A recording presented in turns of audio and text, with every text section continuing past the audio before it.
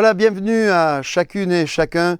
On va ouvrir dans quelques instants la parole de Dieu et d'ailleurs je veux vous encourager les uns et les autres à prendre cette bonne habitude de vous intéresser à la Bible. Et si vous n'avez jamais lu la Bible, je vous encourage à lire en particulier le Nouveau Testament et peut-être de manière encore plus ciblée les évangiles Matthieu, Marc, Luc et Jean qui sont des témoins oculaires des hommes qui ont vécu et qui ont cheminé à côté de Jésus et retrace sa vie, son enseignement, ce qu'il a dit, ce qu'il a fait et ce qu'il est désireux de faire encore aujourd'hui, puisque la Bible nous dit de Jésus qu'il est le même hier, aujourd'hui et éternellement.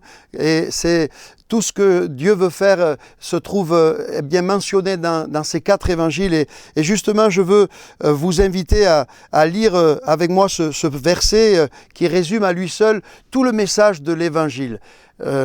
Jean 3,16 nous dit ceci.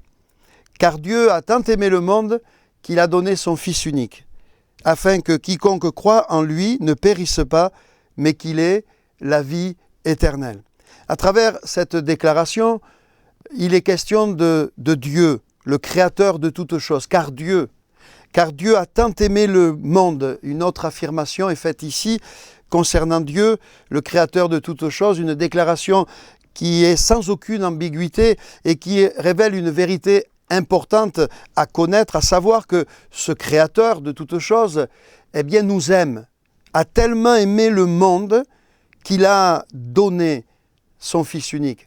Malheureusement, cet amour se vit souvent seul, dans un seul sens. C'est-à-dire que beaucoup d'hommes aujourd'hui refusent d'aimer Dieu en retour. Et c'est là où souvent le bas blesse et c'est ce qui explique que beaucoup d'individus passent à côté de ce que Dieu a en réserve pour leur vie. Alors je veux vous encourager vraiment à apprendre à aimer Dieu et vous êtes au bon endroit ici sur cette chaîne où on vous encourage à tourner vos cœurs vers le Seigneur. Autre vérité importante que Jésus révèle ici dans ce texte qu'on a lu, Dieu a tellement aimé le monde qu'il a donné. Le verset donc qui déclare, qui résume à lui seul le message de l'Évangile ne s'arrête pas simplement à mentionner l'amour de Dieu. Dieu n'a pas fait que nous aimer en parole par cette déclaration par exemple. Dieu a manifesté cet amour par un don. Et quel don? Jésus, son Fils. Dieu a tellement aimé le monde qu'il a donné ce qu'il avait de plus cher, de plus précieux, pour que l'homme, par Jésus, en plaçant sa confiance en lui, puisse expérimenter la grâce de Dieu, le secours de Dieu. C'est le plus grand don que Dieu ait pu faire à l'humanité, Jésus-Christ. Dieu a donné. Retenons ceci, et c'est ce qui va maintenant m'amener à aller plus loin. Dieu veut faire des dons aux hommes. Dieu a tellement aimé le monde qu'il a donné. Dieu est un Dieu généreux. C'est un Dieu qui non seulement nous a donné la vie biologique, mais il nous a donné aussi une terre exceptionnelle sur laquelle nous évoluons les uns et les autres. Et nous pouvons nous réjouir de cette terre. Mais plus encore, il désire agrémenter nos vies de dons autres encore et supplémentaires. Et je veux lire un autre texte biblique, toujours dans l'évangile de Jean, mais au chapitre 1er, donc quelques chapitres plus tôt, il nous est dit ceci, parlant de Jésus, « Nous avons tous reçu de sa plénitude et grâce sur grâce.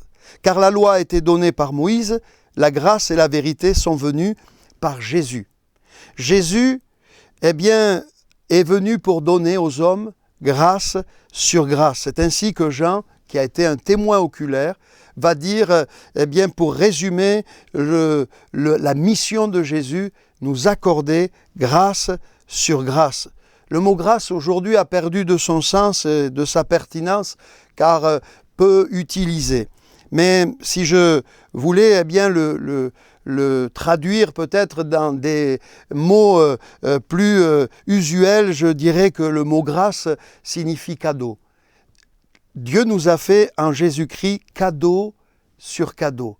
Et je voudrais vraiment vous encourager aujourd'hui à recevoir ce cadeau. Peut-être que jusqu'à aujourd'hui, vous êtes passé à côté des grâces que Dieu désire vous faire, mais vous avez été amené à à regarder depuis peut-être plusieurs semaines ou peut-être vous êtes venu aujourd'hui sur cette chaîne et vous êtes en contact avec ce message. Et toi qui m'écoutes, je veux vraiment t'encourager à ouvrir tes mains pour pouvoir recevoir les cadeaux que lui seul, le Seigneur, est en mesure de te procurer.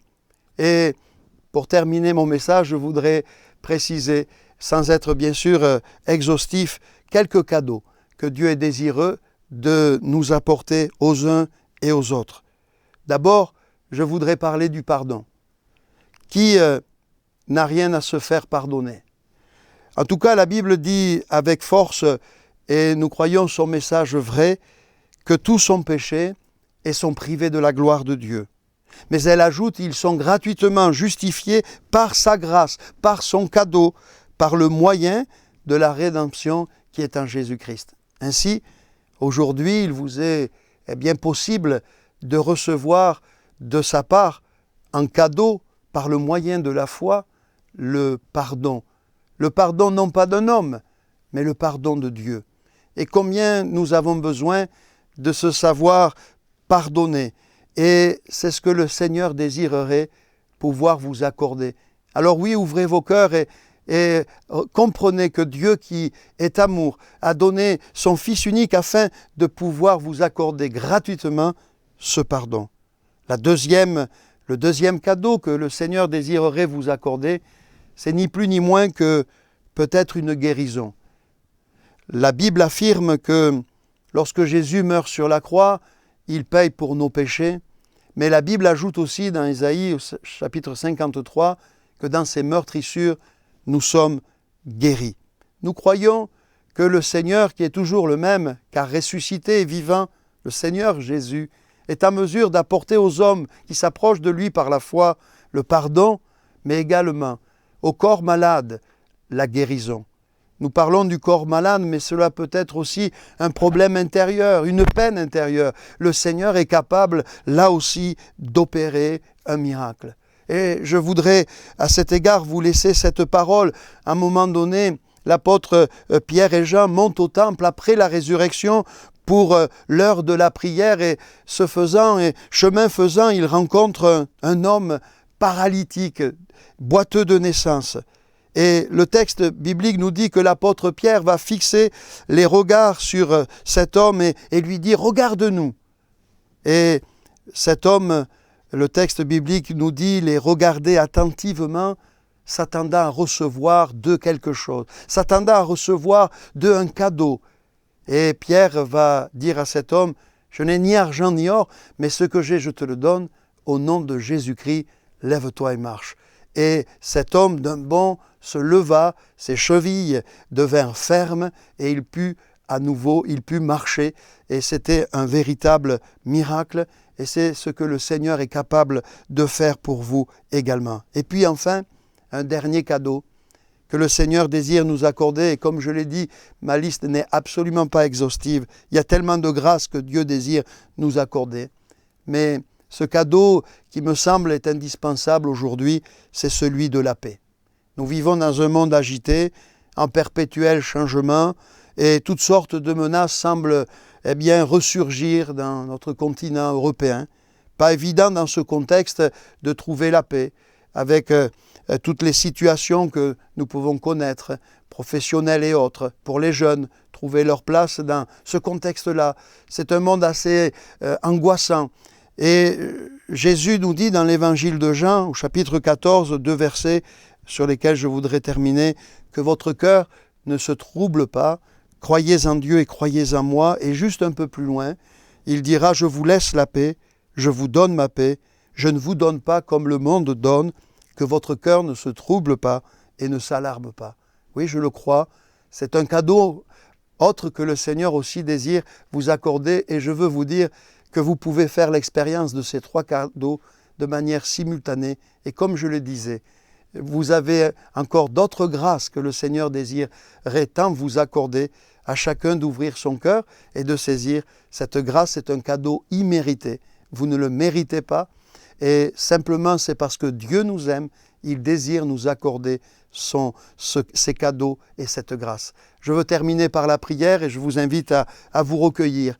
Seigneur Jésus, je veux te remercier pour tous ceux qui, Seigneur, regardent cette vidéo et pour, Seigneur, la personne, le jeune homme, la jeune fille ou quelqu'un de plus âgé peut-être qui est là derrière son écran et, Seigneur, a été amené à regarder cette vidéo parce que, Seigneur, tu as souhaité qu'il entende, Seigneur, peut-être à nouveau que tu étais un Dieu plein d'amour, de compassion, de miséricorde et qui est désireux d'accorder aux hommes grâce sur grâce. Je prie, Seigneur, pour celui qui est donc derrière son écran en ce moment même, te demandant de lui accorder, Seigneur, le pardon, de lui accorder, Seigneur, la guérison, Seigneur, de lui accorder aussi ta paix. Seigneur, bénis chacun. Et Seigneur, je recommande tout un chacun à ton secours, à ta bienveillance. Je prie dans le nom de Jésus. Amen. Soyez bénis.